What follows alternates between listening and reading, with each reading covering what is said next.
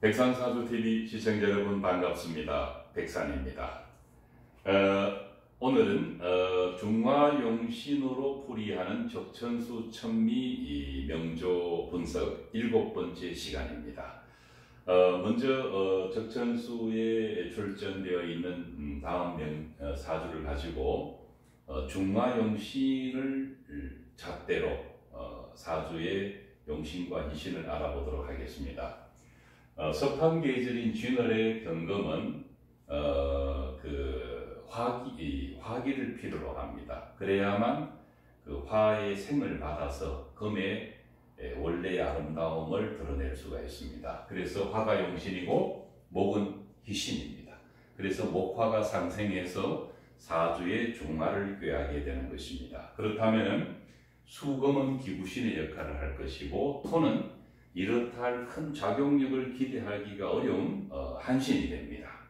그러나 원국에서는 용신에 해당되는 글자가 시지 오화가 있고 비교적 바로 옆에서 어떤 오화를 손상시키는 기운은 없지만 연지 자수가 만약에 있어서 운에서 자수를 만난다면 곤란을 겪을 수 있는 분위기입니다. 그리고 희신은 다소 멀리 연간에서 간목이 자리를 잡고 있습니다. 사주 전체로 본다면 이 목과 화가 목화 상생해서 경금을 이롭게 해줄 수 있다는 것입니다. 그런데 진월에서 신금과 함께 자진 수국이 형성될 수 있는 분위기를 가지고 있는 이 연월 일지에서 임수를 매우 강하게 떠받쳐주고 있습니다. 바꾸어 말하면 임수의 뿌리가 굉장히 발달되어 있다는 것입니다. 그렇다면 이 임수는 기신으로서 매우 강한 작용을 하게 될 것은 자명한 사실입니다. 그러나 묵토가 한신이어서 임수가 간목에게 원하지 않는 생을 해주는 이 불편함을 한신무토가 토곡수한다는 것은 사실은 물리적으로 불가능한 것입니다. 그렇게 된다면 무토가 있지만은 이 임수는 이 간목에게 수생목해서 진월에 섭한 기운을 깔고 있는 이 간목은 원하지 않는 생으로 인해서 불편함을 겪을 수 있는 것이 보입니다. 만약 이 간목이 오화조차 없었다면 아주 곤란한 지경에 처할 수 있을 것을 상상해 볼 수 있습니다. 그렇다면 적천수 천미에서 임철조는 어떻게 이 사주를 풀이하고 있는가를 살펴보도록 하겠습니다. 임철조는 세상 사람들이 이 사주를 보면은 삼기가 투출되어 있어서 임수, 무토, 간목 또 지지에 신자진합 수국을 형성하고 있는데 이 오화를 직접 손상시키지는 않는다는 것을 지적하면서 이런 경우에는 관성을 용신으로 하면 명예와 부를 얻을 수 있다고 세상 사람들이 말하지만 그러나 임철조 내 자신은 그게 아니다. 그래서 임철조 이야기는 실제로 이 경금은 늦은 봄인 쥐널에 태어났고 수가 휴수이기 때문에 쥐널의 경금 입장에서는 임수가 늦은 봄이기 때문에 큰 힘을 쓸 수 없는 휴수라는 의미입니다. 그래서 원래는 관성을 용신으로 할 수 있기는 하지만은 세상 사람들이 이야기한 것처럼 이걸 용신으로 쓸 수는 있는데 수의 기세가 아주 강하고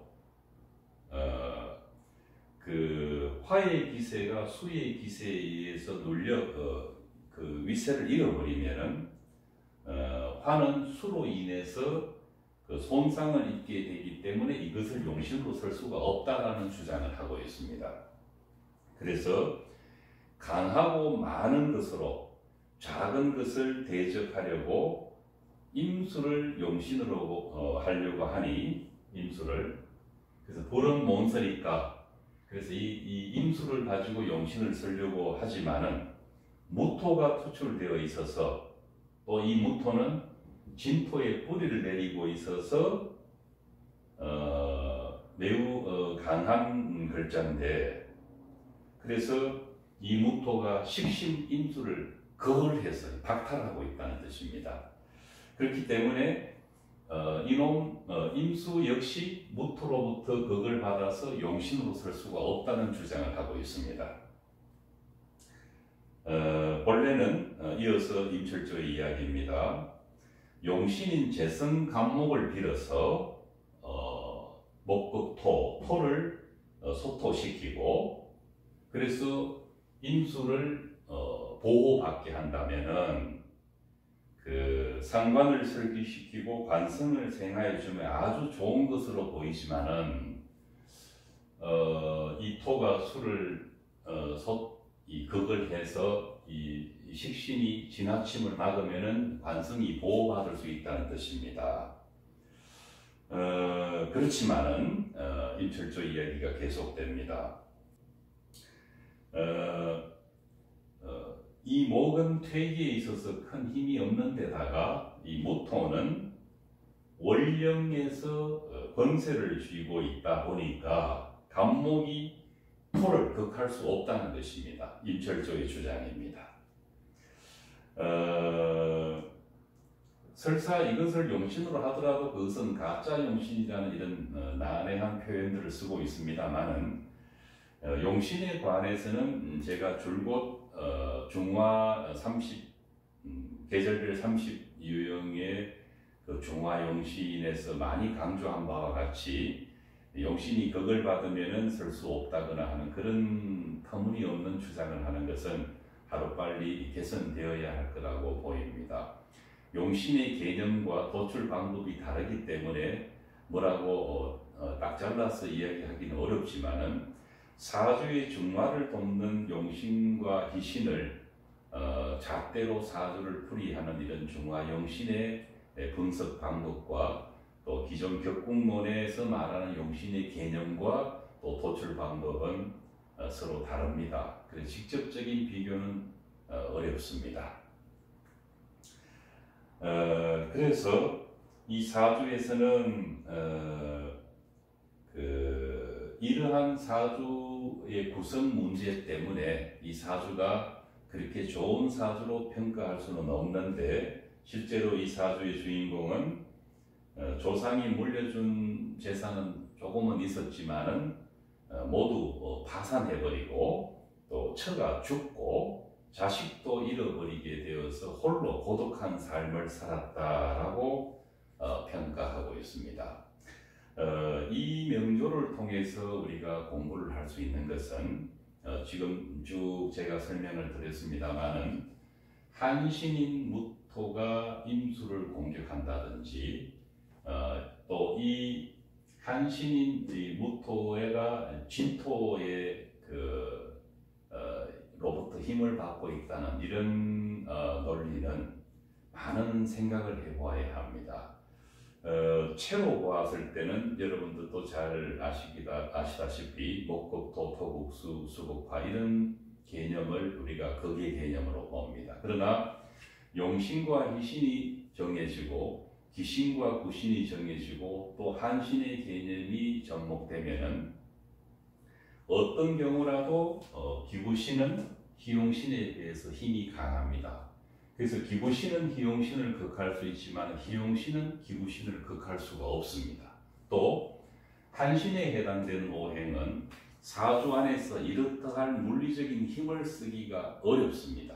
비록 진월에 오화가 있어서 오화의 생을 받는 무토가 있다 하더라도 그러나 이 무토는 한신이기 때문에 아주 강한 오행의 작용력을 일으키고 있는 임수를 토국소한다는 것은 애시당초 불가능한 것입니다.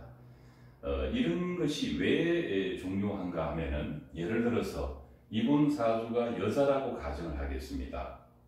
그렇다면은 강한 무토가 임수를 극한다는 것은 내 어머니가 내 자식을 극한다는 뜻입니다. 실제로 그런 일은 일어나지 않습니다. 그런데다가 이 또 간목이 무토를 극할 수 있다는 이런 발상도 잘못된 발상입니다. 용신과 희신에 해당되는 오행은 사주의 중화를 꾀하는 오행이기 때문에 기구신을 극할 힘도 없고 또 그럴 마음이 없는 겁니다. 그러나 여기서는 한신을 두고 목극토할 수 있다. 그것 역시 잘못된 생각입니다. 간목 자체가 무토를 극할 힘도 마음이 없을 뿐더러 또 한신에 해당되는 글자를 극한다 하더라도 그것이 경금 입장에서 희기를 결정지을 수 있는 특별한 오행작용은 일어나지 않는다는 것입니다.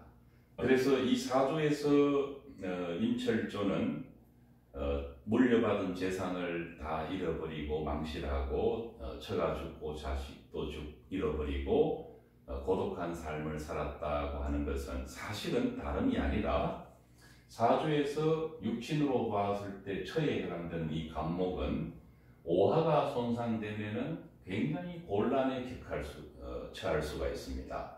그래서 이 간목처는 진월의 강한 임수로부터 원하지 않는 생을 받고 있기 때문에 자칫 이 불이 그 뿌리 역할을 해주지 않는다면은 보목되어 버립니다. 물에 떠내려 가버린다는 뜻입니다. 그래서 처뿐만 아니라 아버지도 아마 일찍 여의었을 가능성이 높습니다. 그런데 자수가 연지에 있는데 대운이나 세운에서 또 자수를 만나면은 그대로 오화를 극해버립니다. 오화는 용신임과 동시에 자식에 해당되는 글자입니다. 그래서 자수문을 만난다면 자식궁에 있는 오화 관성은 손상될 수 있는 가능성이 매우 높습니다. 그래서 사주 자체가 재성과 관성이 을 보호해 줄 수 있는 구성이 되지 못한다는 것이 아쉽게 보이는 대목입니다. 사주를 볼 때 용신과 희신이 천간에서 나란히 발달되어 있는가 또는 천간에서 용신과 희신의 뿌리가 되는 용신의 근이 지지에서 얼마만큼 잘 뒷받침해주고 있는가가 아주 관건이 되는 것입니다. 용신과 희신은 사주에서 사주의 중화를 돕는 작용을 합니다. 그래서 숫자와 상관없이 용신은 희신이 있어줘야 되고 희신은 용신이 있어줌으로써 그 글자가 가지고 있는 본래의 아름다움을 드러낼 수가 있는 것입니다. 그러나 이 사주는 그렇지가 못했던 것입니다. 적천수천미에서 임철조가 주장한 바와 또 중화용신을 가지고 사주를 분석하는 바를 잘 대비해서 공부를 하시면 도움이 되실 거라고 믿습니다. 감사합니다.